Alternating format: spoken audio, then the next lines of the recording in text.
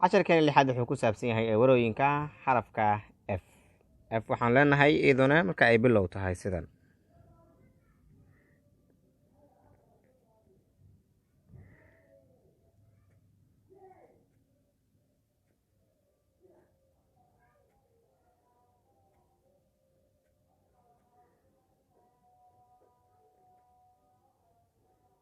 Faadumo,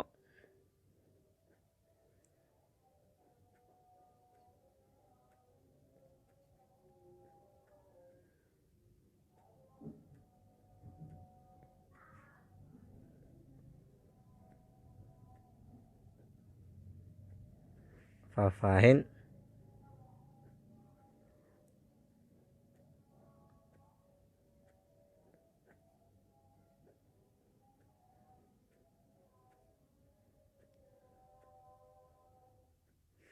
faynuus,